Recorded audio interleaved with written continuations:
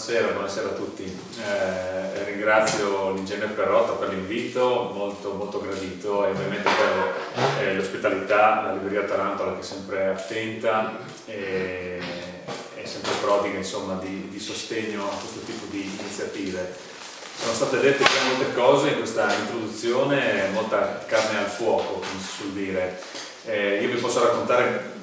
un pochino intanto quello che significa essere editori oggi in un contesto, diciamo, udinese come città e del Friuli Venezia Giulia come regione. Poi avremo modo di conoscere appunto un po' più nel dettaglio una delle opere più recenti, uscita alla fine proprio del 2024, che è sicuramente l'opera più intrigante di questi ultimi anni, e oltre a appunto Crossroads Hotel anche l'autore Davide Borgobello. Io posso dire che appunto tra le tante cose che ha già nominato nella presentazione Perrotta, allora il mio lavoro è nato da un testimone che ho raccolto da chi mi ha preceduto, e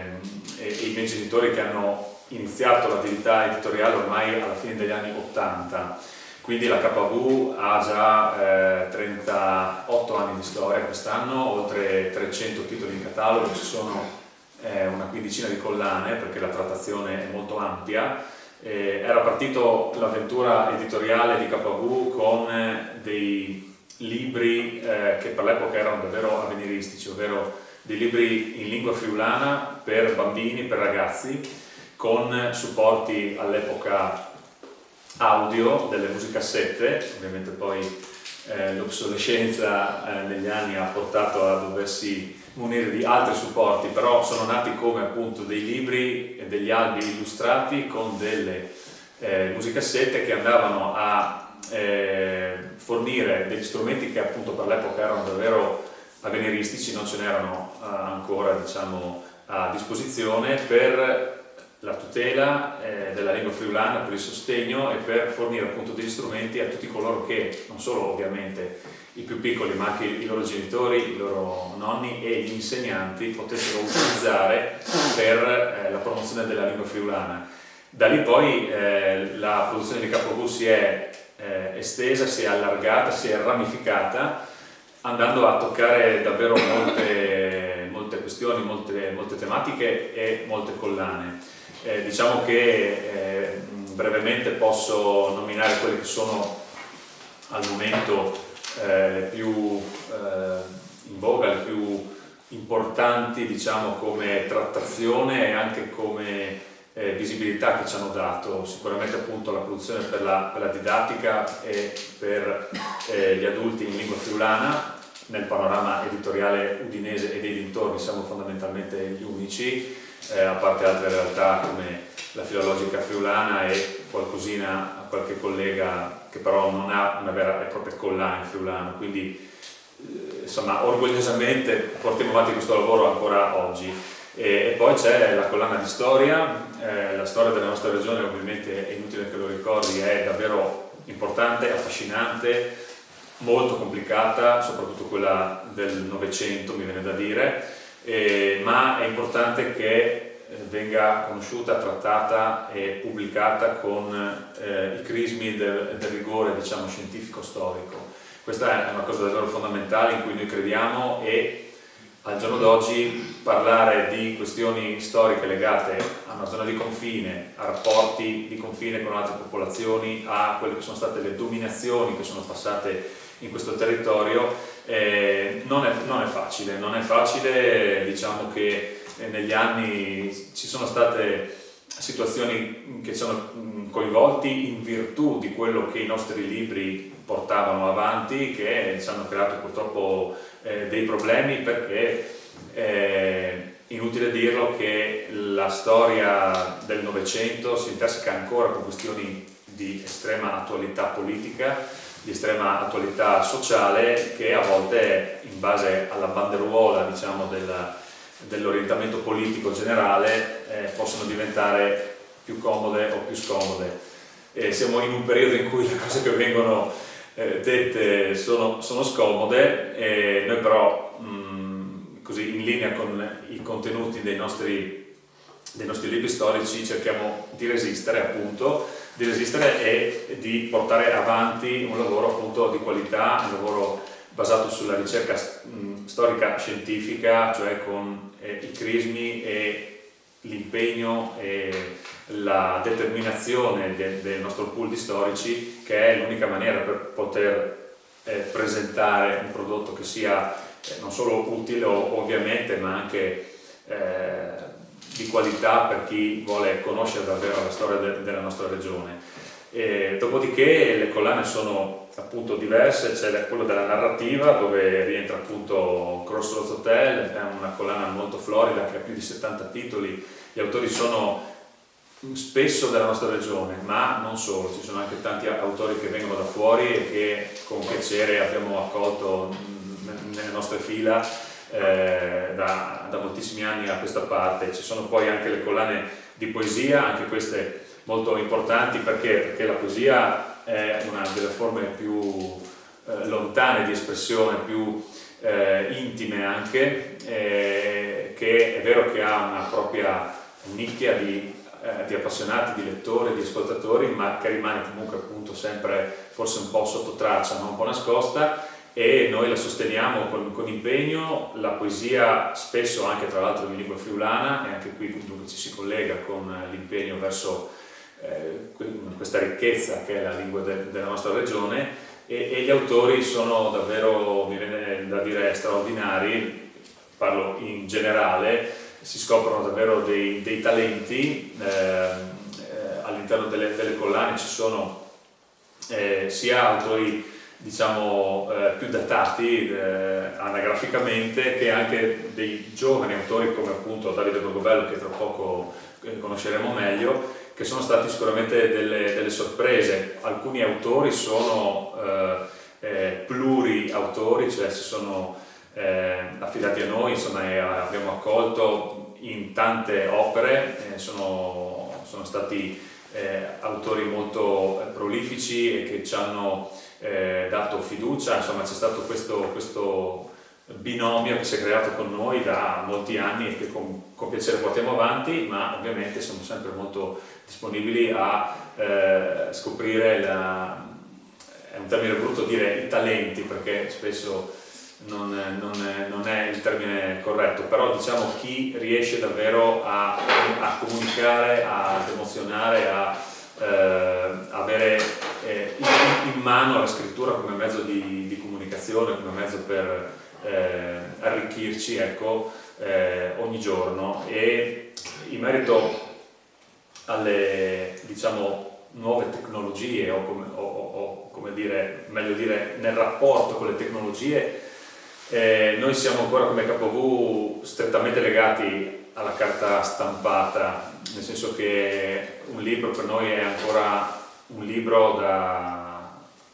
da soppesare, da sfogliare, da apprezzare, da toccare, leggere e anche annusare, no? Si usano tanti sensi quando si legge. È una cosa che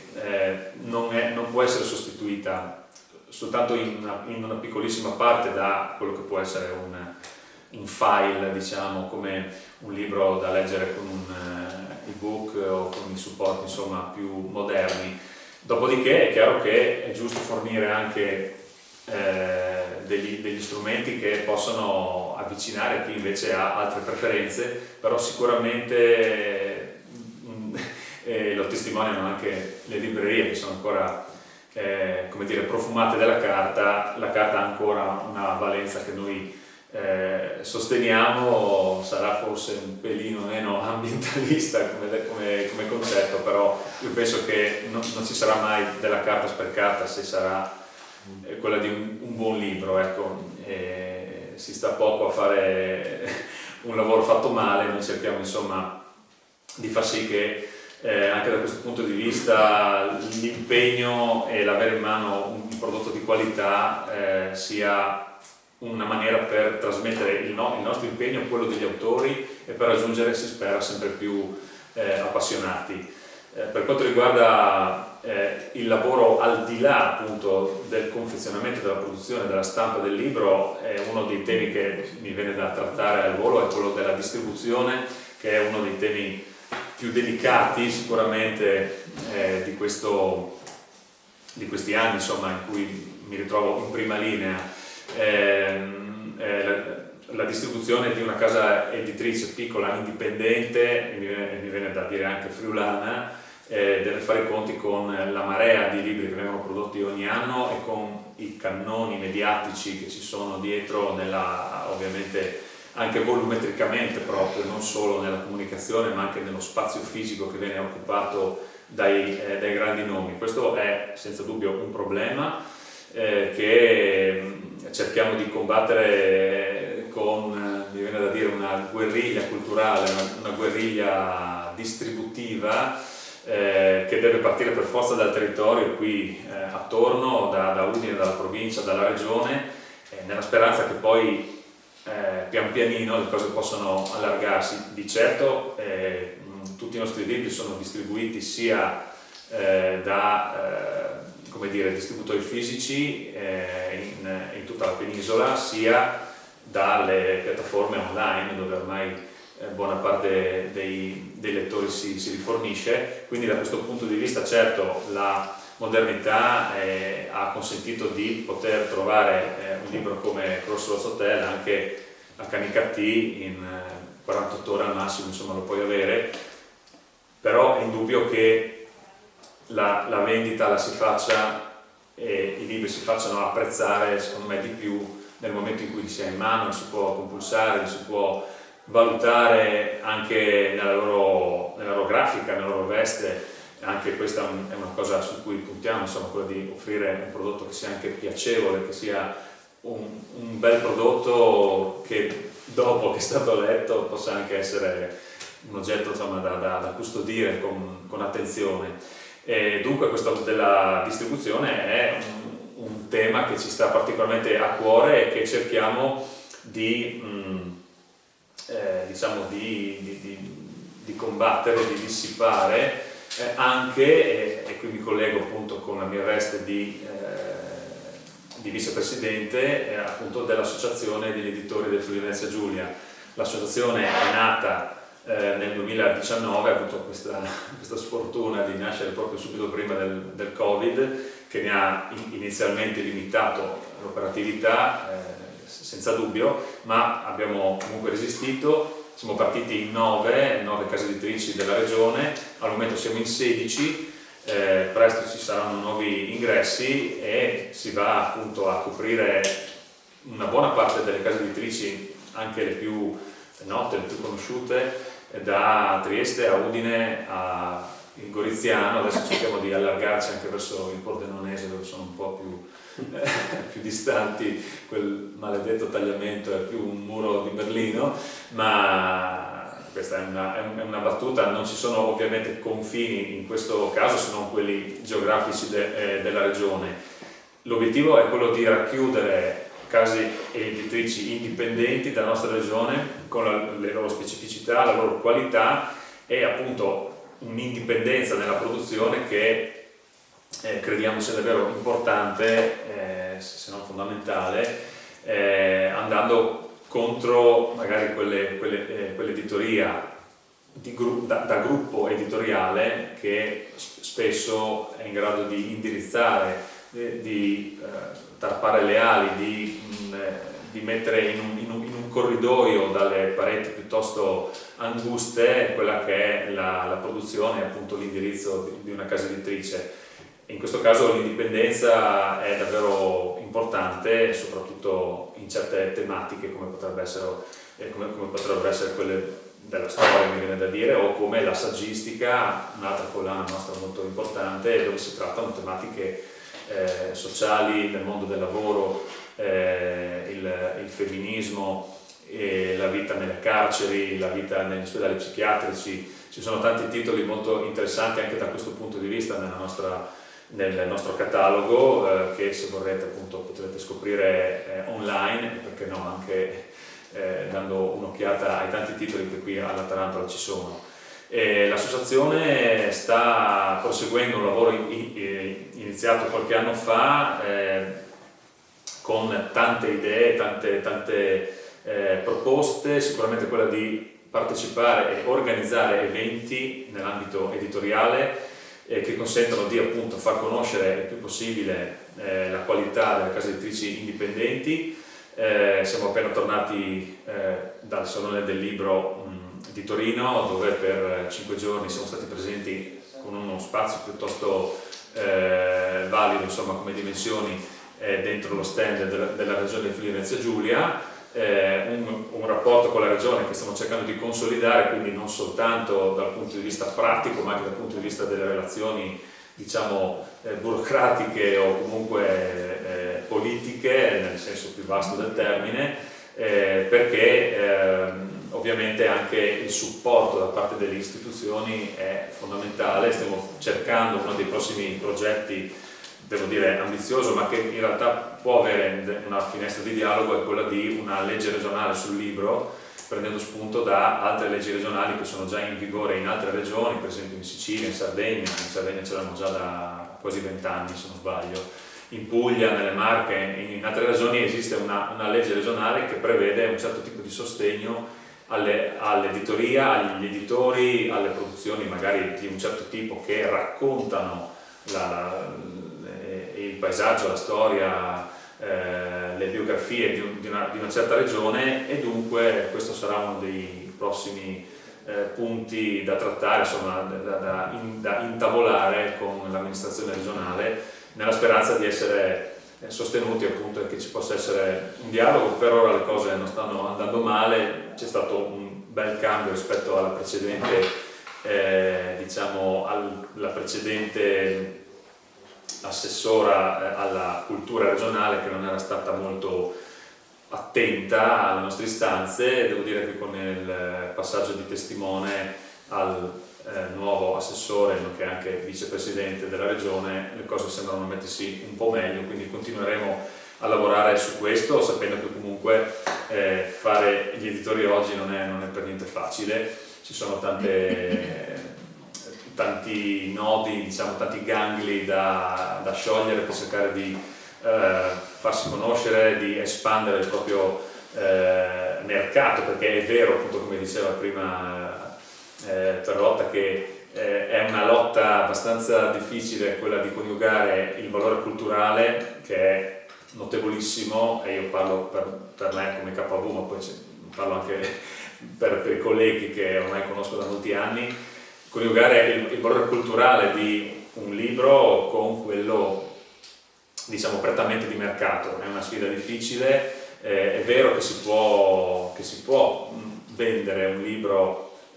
anche proprio per la sua qualità e per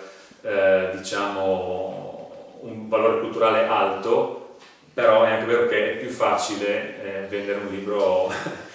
diciamo più agile nella gestione, nel confezionamento e nel messaggio che viene trasmesso. Lì sta tutto, secondo me,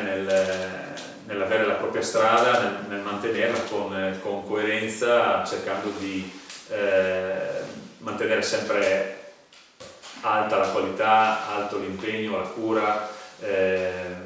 Come dire, si sta poco magari a gettare alle ortiche quello che è un lavoro che si fa, nel nostro caso, da quasi 40 anni, e che sulla qualità non ha mai, insomma, ceduto. È una cosa importante. E poi chiaramente pian pianino, con quella che appunto dicevo chiamiamo guerriglia culturale, si cerca di fare in modo che anche la qualità di un nome che magari fino al giorno prima non si conosceva possa emergere e, chissà, insomma, anche farci stare un po' più tranquilli economicamente. Ho fatto questa panoramica. Se poi ci sarà qualche domanda, qualche questione, sarò ben felice di rispondervi. Mi collego appunto adesso con l'amico autore Davide Borgobello, facendovi dare un'occhiata a questo bel banner che abbiamo prodotto, che appunto rappresenta la copertina del libro e che poi nella parte nella parte bassa ha anche dei loghi molto importanti. Perché questo Crossroads Hotel non è soltanto un romanzo, è molto di più, e tra poco Davide ci racconterà perché, ma per quanto riguarda i contenuti di ciò che trovate su carta, la qualità è stata apprezzata non soltanto da KV ma anche dalla SIAE e dal Ministero della Cultura, il MIBAC, che lo ha scelto tra numerosissime proposte assieme a pochissimi altri per l'ottenimento di fondi per appunto portare avanti l'opera cartacea, ma anche quel molto di più che c'è dietro. Quindi questo è ovviamente un grande risultato, un motivo di orgoglio, e dunque io cederei la parola a Davide. Magari tu puoi intanto cominciare a raccontarci quello che hai fatto finora, chi sei, che cosa ti ha spinto a scrivere, come si diceva appunto fin da ragazzino, e poi magari entriamo un po' di più nel dettaglio della storia. Certo, tanto buongiorno a tutti, anche per me è un grandissimo piacere essere qui. E scusate la voce bassa, ma è un periodo particolare perché sono molto allergico e molto asmatico, quindi faccio un po' di fatica, ma insomma cercherò di farmi sentire da tutti. E il percorso d'autore a me è sempre piaciuto molto ascoltare, osservare e scoprire e poi ributtare su carta un'interpretazione personale della realtà che vedevo. Quindi ho iniziato a scrivere racconti a 16 anni più o meno e ho pubblicato la prima raccolta intorno a 19 anni. E da lì poi la passione per la sceneggiatura, mi sono trasferito a Roma, ho frequentato la Roma Film Academy, che quella volta si chiamava in realtà Nuova Università Cinema e Televisione, poi è diventata Roma Film Academy perché gli americani l'hanno comprata, è la stessa ramo della New York Film Academy,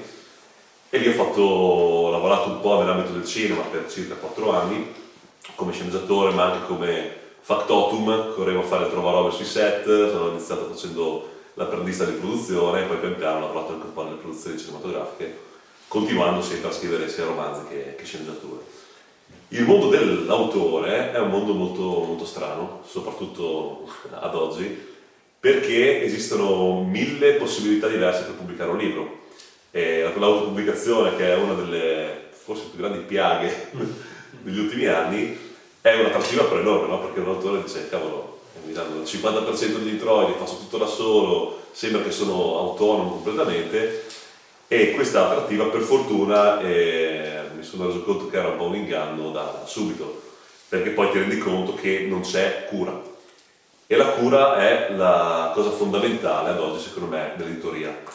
perché in un mondo che non è solo post-consumista, perché non è neanche più il consumo secondo me, siamo diventati post-consumisti, e tutto si può emulare, tutto si può fare in maniera rapida, veloce, e tutto può diventare industriale, come diceva giustamente prima Giuliano, ci sono le grosse case editrici che fagocitano tutto, però poi in realtà questo fagocitare è semplicemente un modo per far consumare e arraffare il più possibile, lasciando poco spazio alla cura. E credo che oggi l'unicità e la cura che nasce dall'autore, che ovviamente deve scrivere verità, cioè deve essere convinto di quello che scrive, avere cura di quello che scrive, custodire quello che scrive, e poi passare la palla, fra virgolette, o lavorare insieme a qualcun altro che abbia lo stesso approccio. Perché credo che l'unico modo per contrastare questa voracità folle del mondo che viviamo è quello di costruire qualcosa di unico. E poi anche poterlo raccontare con mezzi di marketing, con un certo tipo di sistema che oggi si è costretto a utilizzare, ma la verità è che il contenuto deve essere unico ed emozionale. Prima si parlava, giustamente diceva, leggere un libro cartaceo, annusarlo, averlo in mano, è veramente completamente diverso da guardarlo sullo schermo. Questo perché è un prodotto emozionale, un po' come il vino, io lavoro anche nell'ambito dell'enologia, no? E il vino puoi trovare su Amazon o su Tannico 100.000 etichette, no? Però poi finché lo assaggi o qualcuno non te lo racconta, quel vino lì per te è uguale a 1000 altri. Ecco, quindi l'unicità, il lavoro di una casa editrice come KV, che lavora veramente con l'autore, lavora nell'editing, lavora nella cura del contenuto, ti affianca in un percorso per la pubblicazione, perché dalla bozza che hai scritto, da quello che hai finito di scrivere a quello che veramente viene poi pubblicato, passa un mare di correzioni, di ragionamenti, guarda qua c'è un'incongruenza. Ecco, in questo loro sono veramente maestri. E questo, secondo me, sul lungo periodo fa tutta la differenza del mondo rispetto all'industria editoriale, nel mio viaggio, nel mio percorso. Ecco, allora io partirei da delineare un po' il quadro di Crossroads Hotel, che è davvero un romanzo che appunto ha stupito noi, ma ha stupito anche molte altre persone. E il motivo è non solo per la narrazione, non solo per la storia, per i personaggi che si intersecano e per tanti elementi davvero geniali, mi viene da dire, è un termine corretto, che coesistono all'interno della narrazione, ma anche perché si tratta di un progetto. Crossroads Hotel non è solo un libro, come dicevo poco fa, ma è anche un progetto che consta di altri media, è un progetto multimediale. Esistono 2 siti internet che uno appunto si chiama crossroadshotel.it e l'altro è quello del comune di Darsenna. Infatti, come vedete, c'è anche il logo del comune di Darsenna tra i partner, diciamo, del progetto. Allora io direi che possiamo partire da questo comune di Darsenna, non so se l'avete mai sentito nominare. Bene, non l'avevo sentito nominare neanche io fino a poco tempo fa, soprattutto perché è un comune della nostra regione, e voi direte che com'è possibile che non l'ho mai sentito. Allora raccontaci, Davide, come è nato questo comune di Darsenna. Allora, sì, l'idea è nata facendo un passo indietro sul libro. Il libro ho iniziato a svilupparlo poco prima del Covid, poi mi sono dedicato molto durante il Covid perché non si poteva fare molto di più, quindi è stata una fortuna da certi punti di vista del marasma, del disastro stato il Covid. E questo libro inizialmente erano 2 libri distinti. Stavo sviluppando un libro sul mostro di Udine e un altro romanzo invece completamente di fantascienza sull'idea che avevo. A un certo punto questi 2 romanzi nella mia testa sono convogliati in uno solo, e l'ambientazione io volevo che rimanesse vincolata al Friuli, anche se poi il romanzo spazia anche in altre regioni, fra Roma, e non anticipo niente di questo, ma mi serviva uno spazio vitale di questo romanzo, un'arena. E allora a un certo punto ho detto, ma perché l'ha fatto Batman, l'ha fatto Gotham City, l'ha fatto un sacco di cose, perché non posso inventarmi anch'io una città, un comune? E allora ho creato il comune di Darsenna, che idealmente è nella laguna di Aquileia, e in questo comune di Darsenna ho ambientato Crossroads Hotel. In realtà poi c'è un motivo per cui anche nel libro Darsenna la conoscono in pochi, o pochi sanno che esiste, quindi è sconosciuta qua perché non esiste, ma sconosciuta anche all'interno del libro stesso perché pochi la conoscono. E da lì poi, quando ho proposto a Giuliano di partecipare al Petit Crea della SIAE,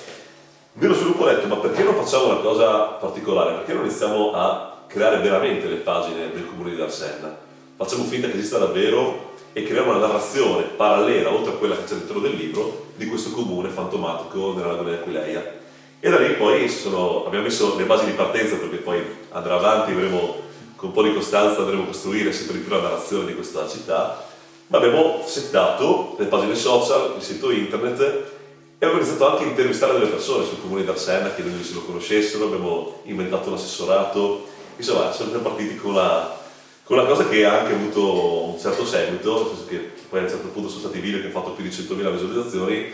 per cui ci ha chiamato a un certo punto il sindaco di Aquileia, che non ci va, cosa stai facendo? Dov'è sta Darsenna? È venuto a dare le spiegazioni anche. È retto le mura. Esatto. Quindi la stilla, diciamo, la scintilla è stata questo luogo fantomatico, che però è davvero, davvero da scoprire, perché i personaggi e la storia che si svolgono appunto a Darsenna, ma non solo, a Darsenna sono tratteggiati davvero in maniera magistrale. Io ti direi, ovviamente è sempre brutto dover essere troppo brevi, ma non si può nemmeno dire troppo ovviamente su una storia così sfaccettata, però potremmo delineare quelli che sono alcuni dei personaggi per dare un po' di elementi così per capire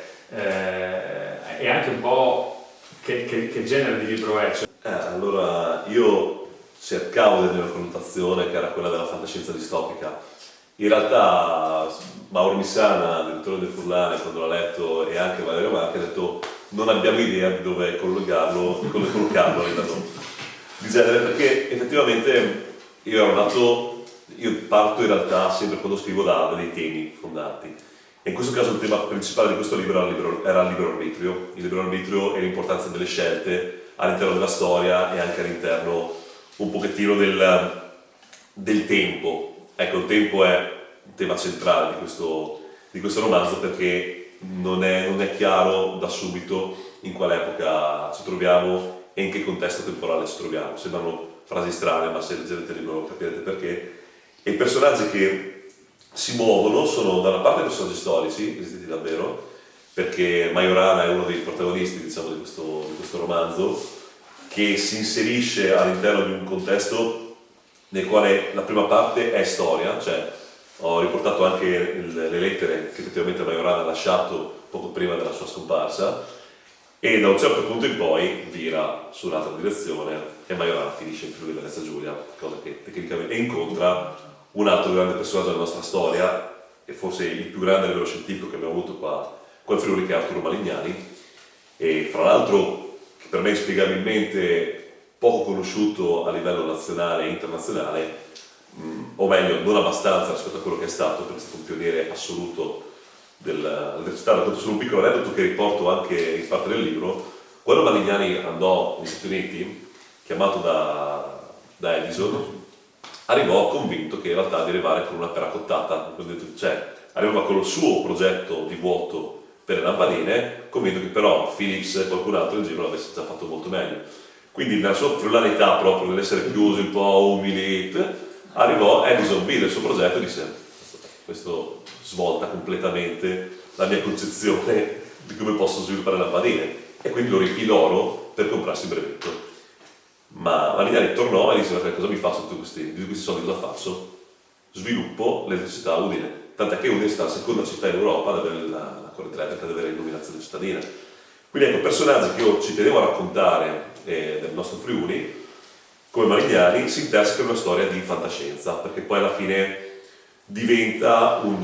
racconto fantascientifico in cui poi si perde la concezione anche del tempo e dello spazio, almeno quello era l'obiettivo che mi ero posto e credo che in parte si sia raggiunto. Quindi questo è Crossroads Hotel, che appunto, come dicevo, oltre ad avere anche il supporto di 2 siti internet, ha avuto modo di coinvolgere anche altri tecnici, altri personaggi che hanno dato il loro contributo in altra maniera. Si parlava prima di coloro che hanno dato hanno sostenuto il progetto quando ancora era in fieri, cioè quando non si doveva rivelare, no? Il fatto che il comune di Darsenna non esisteva, e quindi tutti coloro che si sono prestati, insomma, a fare questi video in cui dicono: no, ma io ci sono stato, ho suonato in un locale, cosa che è stata molto simpatica, devo dire. E poi un'altra cosa che colloca il progetto Crossroads Hotel, diciamo, mi viene da dire nella stretta attualità, e perché no anche nel futuro, è la presenza di un metaverso, cioè di un terreno cosiddetto comprato da KV nel metaverso per la creazione di fondamentalmente un videogioco che è basato sui personaggi e sugli avvenimenti che accadono all'interno della storia. Questo è stato creato da Luca Tarondi, un valente webmaster che mi viene da dire che si è anche divertito a mettere la sua fantasia al servizio di questo progetto, e dunque c'è modo di, accedendo a delle chiavi, no? con delle chiavi legate alla storia, di proseguire questo cammino in cui con un vero e proprio videogioco, insomma, si può far andare il proprio personaggio a scoprire questo mondo nel metaverso. È una cosa molto interessante, credo sia anche molto attuale, che vada a coinvolgere anche, perché no, non solo gli adulti ma anche i ragazzi. Questo sarebbe anche una cosa molto, molto bella, e dunque il lavoro è stato un lavoro di squadra, sicuramente, che appunto è andato al di là del testo scritto, della parte cartacea, che di certo ha richiesto molta attenzione, perché la trama è sufficientemente intricata, il tempo si interseca, ci sono più tempi, più incastri che vanno colti nella loro interezza, penso alla fine, vengono colti alla fine, possono lasciare magari un attimo destabilizzati durante la lettura, ma alla fine si avrà un quadro complessivo davvero importante. Ovviamente non si svelano ulteriori dettagli, ma speriamo di avervi incuriosito in quelli che sono i contenuti di un romanzo che contiamo in questi prossimi mesi e anni, insomma, di far conoscere anche fuori dalla regione, perché appunto tratta sì della nostra regione, per quanto in maniera magari inventata, ma anche con dei personaggi reali, e con soprattutto per quanto riguarda la figura di Ettore Majorana, un'interpretazione personale di Davide sulla sua fine, che appunto io ho ritenuto davvero vincente, cioè non sapere dove è finito appunto Ettore Majorana, che è sparito nel nulla nel 1939, vero? Sì, 38. Nel 38, e quindi diciamo in pieno periodo fascista, diciamo, dove allo stesso tempo stava facendo un lavoro straordinario per lo sviluppo della fisica e di tutta una serie di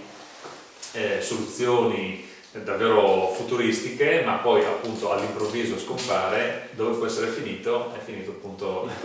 in Friuli, quindi perché no? Cioè, è così che nascono dei personaggi e delle idee che ci fanno viaggiare con la fantasia, ed è bello essere riuscito da parte di Davide a inserirlo dentro una storia che ha molto molto altro. C'era una cosa che volevo dire prima che adesso mi è sfuggita. Comunque diciamo che è stato bello che potesse essere apprezzato anche dalla Società Italiana Autori ed Editori, che destina una percentuale del proprio lauto incasso annuale nel sostegno di opere giovani, appunto sotto i 35 anni, quindi per questo SIAE perché crea è il nome. Bisogna essere molto più vecchio a 35 anni. Ma quando hai cominciato a scriverlo quindi questo è quanto. Se c'è qualche questione, qualche domanda, posso accennare a una sola piccola cosa, che quando l'ho iniziato a scrivere di intelligenza artificiale si iniziava a parlare, ma c'erano stati dei romanzi, appunto il film Kirik, però quello che ho raccontato qui dentro a un certo punto, che era per me fantascienza totale, in parte quasi diventata attualità da certi punti di vista, quindi questa cosa mi ha un po' spaventato anche me. Quindi se avete voglia di leggerlo e dite, ma cavolo, c'è questa cosa qua, banale insomma. In realtà quando l'ho iniziato a scrivere non era così scontata riguardo l'intelligenza artificiale, per cui magari avrete modo di apprezzare. Sì, è molto moderno anche come, benché sia inserito magari in una parte, in un contesto storico lontano, è molto molto moderno. Che dire, io sono felice di essere qua e di questa iniziativa che è stata fatta, che non è per nulla banale, quello di dare insomma voce agli editori. Beh, allora, io credo ci saranno 3 domande, però rompo il ghiaccio, perché nel giro di meno di un'ora siamo passati dal profumo dei libri in friulano al metaverso. Ecco, questo devo dire che mi ha stupefatto, partendo dall'inizio del racconto.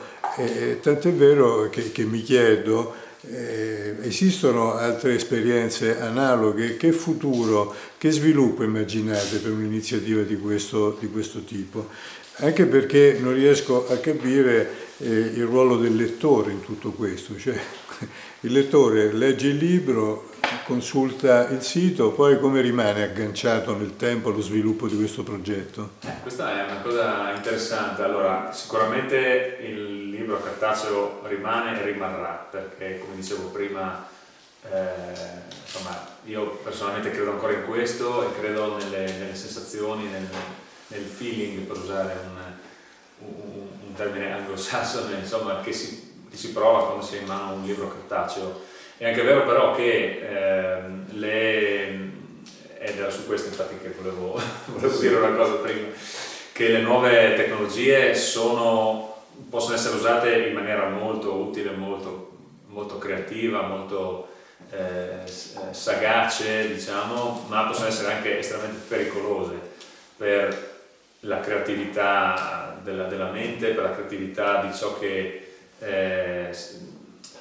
può essere steso su carta e che però fa parte di quello che noi siamo, fa parte della messa su carta di qualcosa che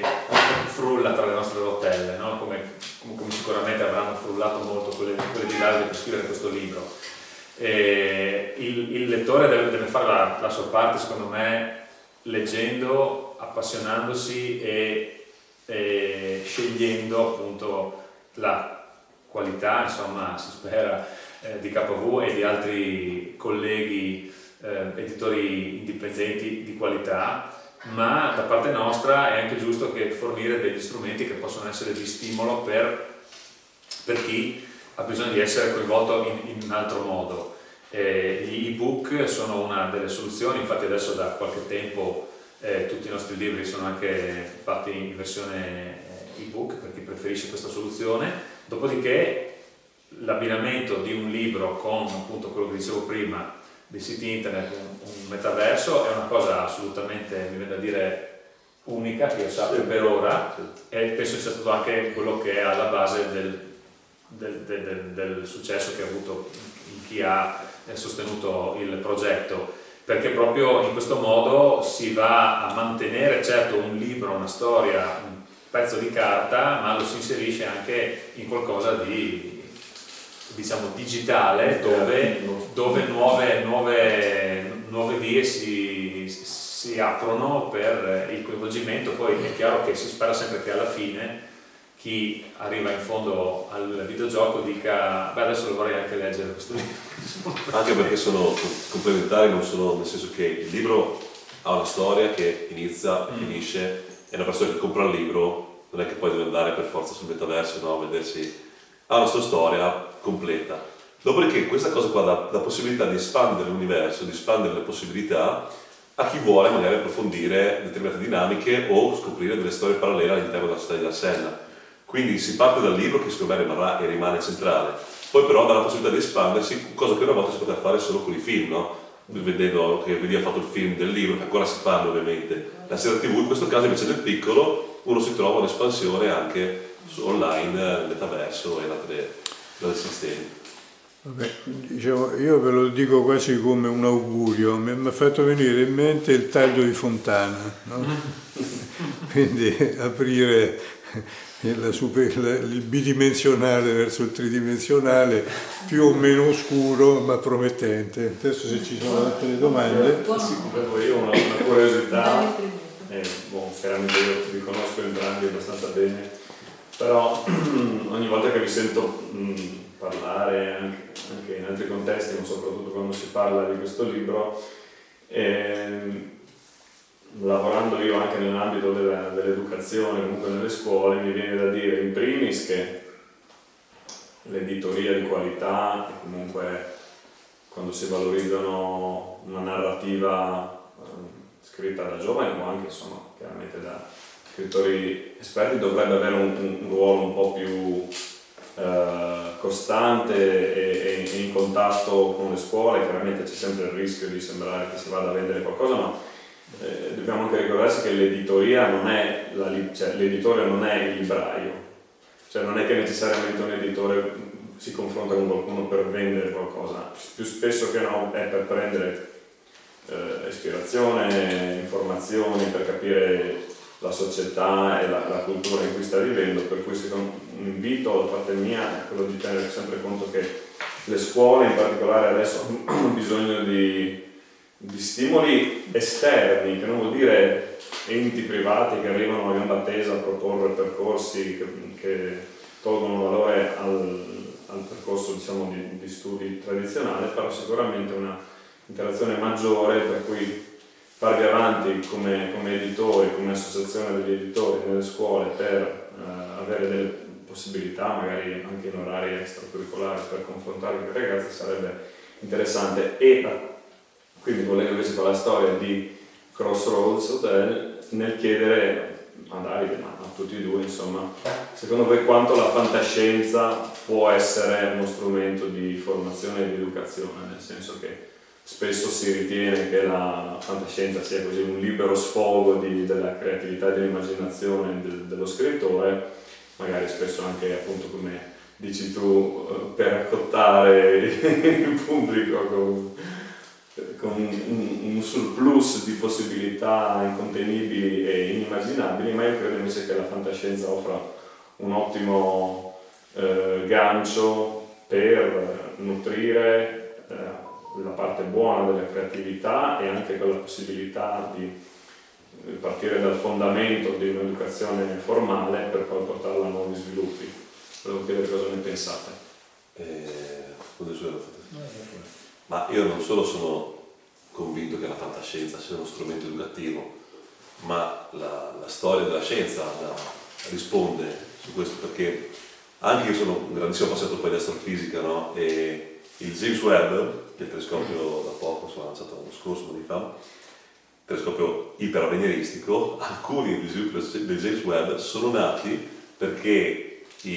quelli che ci hanno lavorato hanno letto dei libri di fantascienza in cui veniva sviluppato un telescopio del genere, delle cose del genere, e loro, prendendo spunto da quei libri di fantascienza, le hanno applicate nel corso del tempo, quando le tecnologie l'hanno permesso, hanno sviluppato veramente quello che uno scrittore visionario aveva visto.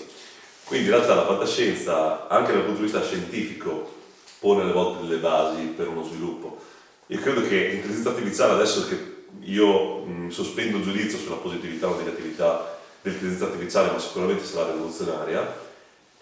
credo che molti abbiano attinto a piene mani da quello che avevano scritto Philip K. Dick, Asimov, Arthur C. Clarke, e poi l'abbiano veramente sviluppato nel corso del tempo. Quindi io credo che in questo senso la fantascienza aiuti le persone giovani, i ragazzi, a capire che dall'immaginazione, che ogni tanto sottovalutiamo l'immaginazione come una cosa sciocchina, astratta, ma in realtà l'immaginazione è la base fondante per poi andare a creare qualcosa di veramente concreto nella storia dell'essere umano. Quindi sono sicuro che sia fondamentale. Sì, io condivido, poi sottolineo che fantascienza e fantasia hanno appunto la stessa radice e non è un caso, quindi io penso che dove c'è modo di riflettere su tematiche in generale, chiaramente la riflessione, l'analisi, il coinvolgersi anche emotivamente è sempre una cosa importantissima, e in questo bisogna lavorare probabilmente anche proprio come diceva Alessio anche sul campo, no? Con i ragazzi, come per esempio fa lui anche dal punto di vista musicale. Sarebbe da fare forse un po' di più anche dal punto di vista letterario, però di certo la fantascienza, se ci consente di viaggiare con la fantasia, con i pensieri, con i ragionamenti, e ci dà modo di mettere su carta delle idee che ci portano in luoghi e tempi immaginifici e immaginari, sarà sempre una cosa che fa parte dell'arricchimento non solo di chi le partorisce ma anche di chi le riceve, soprattutto se poi c'è anche magari un dialogo come stiamo facendo noi adesso e come abbiamo fatto tantissime volte con tutti i nostri libri. Però se andiamo a vedere appunto la questione legata ai ragazzi, al mondo dei giovani, al mondo della scuola, ci vorrebbero più occasioni probabilmente in cui ospitare delle discussioni fondate su dei libri che possono essere di narrativa, possono essere di saggistica, anche di poesia, perché no? La poesia si lega fortissimamente con la canzone, con il linguaggio più diretto, no? più schietto, più magari anche giovanile, più ritmato, quindi perché no? Questa è una cosa che dovrebbe essere valorizzata, penso, molto di più all'interno degli istituti scolastici. Se mi permetti, proprio siamo in un'epoca in cui la montagna deve andare a maometto comunque, perché abbiamo notato, lo stiamo notando anche oggi, perché comunque scusatemi, non sono il più giovane della chiacchierata. No, il più giovane al di qua del no, però volevo dire insomma che abbiamo notato anche di recente in altre occasioni, sempre come a Lignano per esempio, gli esperimenti che si fanno nel tentare di far arrivare qualche informazione, qualche apertura alla lettura, all'editoria, alla cultura in generale, magari in ambiti in cui può essere che sia meno aspettata, bisogna proprio portarglielo lì. Poi una volta che gliel'hai portato e gliel'hai fatto vedere, può essere che escano dal bozzolo, però credo veramente che debba essere, voi lo fate continuamente, ma lo dico anche per tutti gli altri associati, una proattività molto più spiccata. Sì, diciamo che come KV una cosa che non ho detto prima è che insomma, crediamo fortemente negli incontri, nelle conferenze, nei momenti di scambio, di confronto a sostegno dei libri. Non tutti hanno questo approccio, diciamo che magari si affidano di più appunto all'online o alla messa in commercio che vada al di là della promozione fisica diretta. Ogni nostro libro ha modo di essere presentato e fatto conoscere in tantissimi luoghi, a volte magari della nostra regione, a volte anche fuori. Io penso che questo libro, mi auguro anche presto, possa varcare quel tagliamento di cui si parlava prima e andare anche a farsi conoscere anche fuori, come è stato in passato anche per altri libri. È importante esserci per quanto mi riguarda sul territorio, con le persone, dialogare, scambiare opinioni, vedere, toccare e avere uno scambio che sia un arricchimento a partire dal momento in sé in cui si è in una stanza assieme e poi magari portandosi a casa insomma anche l'oggetto di cui si parla. Però io penso che sia fondamentale dare questo valore in più all'oggetto libro, che non rimanga solo confinato all'interno del suo perimetro, ma sia anche un'occasione di confronto, di scambio. Ed è la stessa cosa che perseguiamo anche con l'associazione degli editori, partecipando appunto a tanti eventi, e ne faremo molti altri anche nel prossimo futuro. Se posso intervenire un'altra volta, diciamo, tutte queste considerazioni sono molto stimolanti e effettivamente io credo che sarebbe molto importante per voi editori, voi autori giovani andare nelle scuole, perché diciamo, almeno per la mia esperienza, che è più che datata, no? Perché io ormai sono uscito dalla scuola più di 50 anni fa, quindi spero che il mondo sia cambiato. Mi è capitato di fare qualche corso in qualche istituto comprensivo sul lato informatico, in particolare sull'intelligenza artificiale, ma non conosco a fondo questo mondo. Perché dico? Perché io vedo che intorno nei miei coetanei, ma molto spesso anche leggendo i quotidiani, noi ereditiamo un concetto di cultura molto improntato sullo storicismo crociano. Quindi noi diamo un valore enorme alla storia e per noi sono dei riferimenti, nomi consolidatissimi, e non sappiamo nulla di cosa del corpo vivo della cultura che è nel nostro territorio, che è nel nostro paese e che è nel mondo. E quindi ci manca tutto questo, che invece dovrebbe essere portato ai giovani come esempio. Quindi da una parte la creatività, dall'altra parte l'impresa culturale, Perché è fondamentale questo? Proprio perché con l'impatto dell'intelligenza artificiale, che di fatto è una scuola di conformismo, perché diciamo, è un assistente che produce contenuti che siano di testo, che siano di immagini, che siano di audio, sulla base del famoso addestramento. Ma l'addestramento che cos'è? È l'assimilazione di tutti i testi, di tutti i video, di tutti gli audio che si trovano racimolandolo nel web sostanzialmente. Quindi che significa? Significa che ci produce dei contenuti come li hanno fatti gli altri. Non c'è la creatività. Allora bisogna entrare in contatto con i creativi, bisogna portare idee completamente nuove che se uno le cercasse, se volesse farsela suggerire dall'intelligenza artificiale, non troverebbe riscontro perché non c'è nell'addestramento, perché non è nuovo. Tutto sommato anche la mia scuola era una scuola di conformismo, perché uno era bravo se faceva come facevano gli altri. Anzi, quando era originale era visto con un po' di sospetto, no? Tutto sommato. Io ho il dubbio che stiamo, da un certo punto di vista, e lo dico a malincuore da scrittore, sottovalutando l'intelligenza artificiale da questo punto di vista, nel senso che il rischio non è solo educare alla cultura i ragazzi giovani, ma educarli alla volontà di creare, perché il problema è che anche noi stessi emuliamo tutto quello che avviene nel nostro percorso, nella nostra formazione,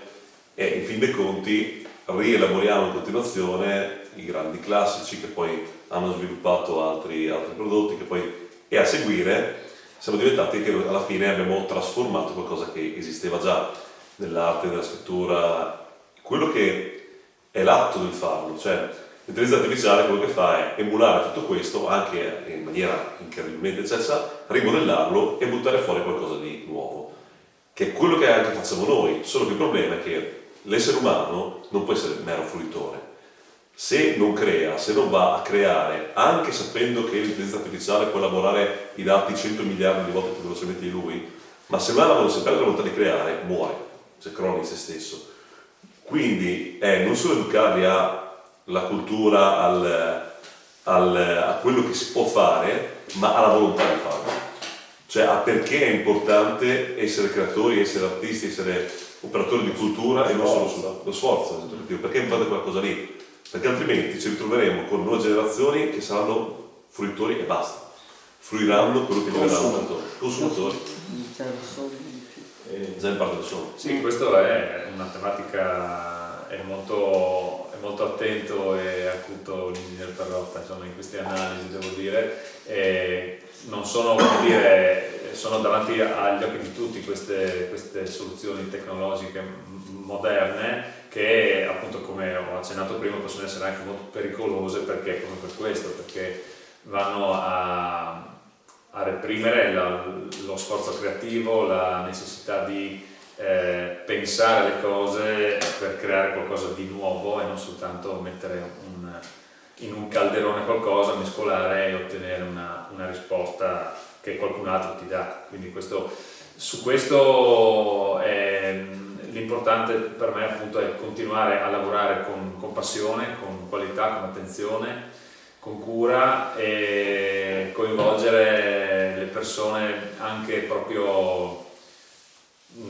per singoli capi, cioè, voglio dire, sembra un po' una lotta contro i mulini a vento,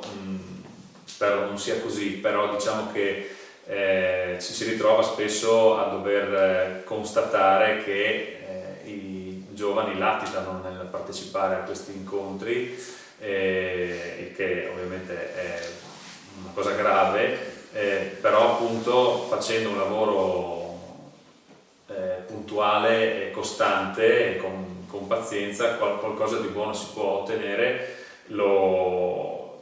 L'esempio che faceva Alessio prima,